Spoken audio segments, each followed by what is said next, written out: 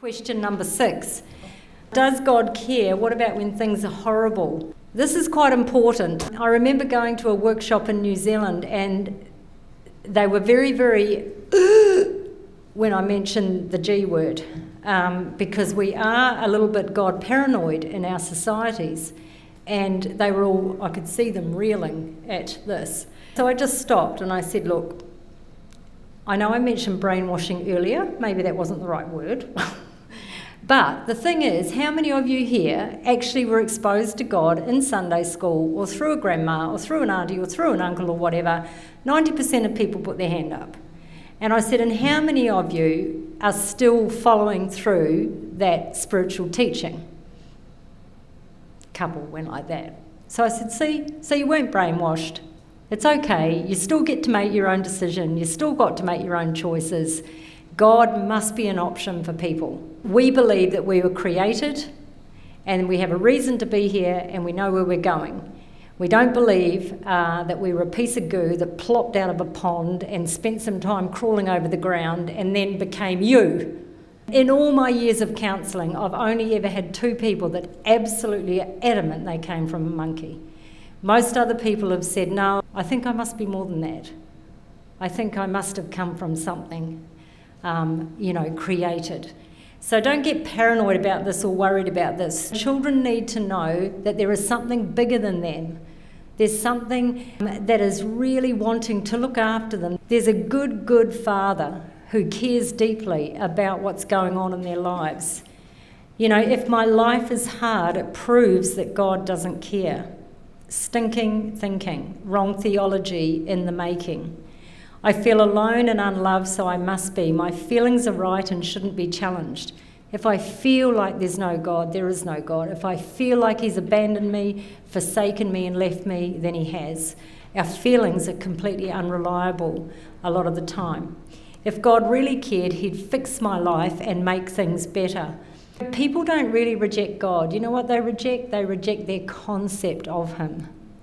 If you believe and know him as a loving father and a good friend, you wouldn't reject him. But if you think that he's a mean puppet master up there just dishing out suffering, then you wouldn't want to be in a relationship with him. If you think that he should be fixing everything that goes wrong and he's the author of all the problems in the world, then you wouldn't want to know him. You would want to reject him. I'd like to see children develop a healthy concept of who God really is and stop judging God by life, because life and God are not the same thing. God is not the author of suffering. He's not the author of abuse. He's not the author of violence. He's not the author of wars. He's not the author of young children being incredibly ill. He doesn't orchestrate all that. And if we think that he's making it happen, he's doing this to teach me a lesson, or whatever it is, then we will have to reject him because it's too painful and too confusing. He does care a lot, but he doesn't usually push in or take over or change things, but we want him to. But he doesn't, because he's a good parent. Now, you're all parents and you've sent your children to school. Now, why did you do that? You know that they could be hurt. You know they could be called a name. You know that they could have a year that's difficult. You know they could get a terrible teacher one year. You know that they could be bullied for a while. Why did you send them, you mean parents? Why didn't you protect them? Because for the bigger picture, the higher purpose of education, of growth, so they can become adults, so that they can become courageous, so that they can stand on their own 2 feet, so that they can succeed, so that they can be a benefit of society. And hopefully you don't come running down here interfering and intervening every time that little Johnny has run into a little problem. God is very similar. Why doesn't he step in? Why doesn't he fix it? Why doesn't he stop it from happening? There's a much bigger picture here about us growing up, maturing, about us being able to understand who he is, what his character is really like, and being able to decide, is he good or not in the midst of life, How is it that when life is great, we don't really think about him much, and when life is terrible, it's suddenly his fault? We have a little bit of a strange concept sometime of what he's up to, I think. So God cares a lot. He is interested in my life, even when I can't feel it. I'm not alone. God is sad about the painful things in life too. This is so reassuring for children. They don't really question it like we do.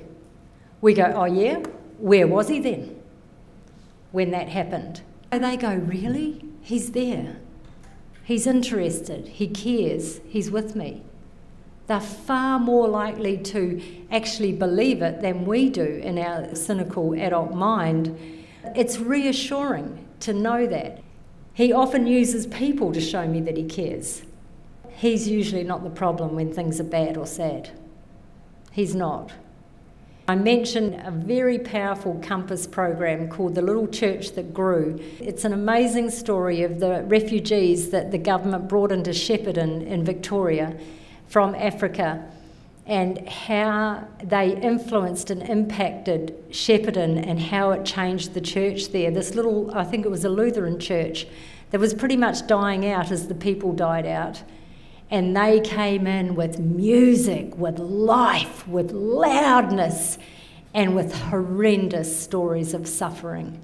That Lutheran pastor said, some of the stories I have been honoured to hear I could not repeat on TV. Not one of these people has ever said to me, why did God let that happen? Why didn't he fix it? Why didn't he change it? They say, God was with us. God is with us. He was with us.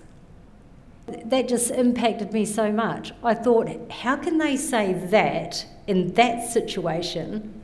And I say, where is he when I can't find a car park? I prayed this morning for a car park.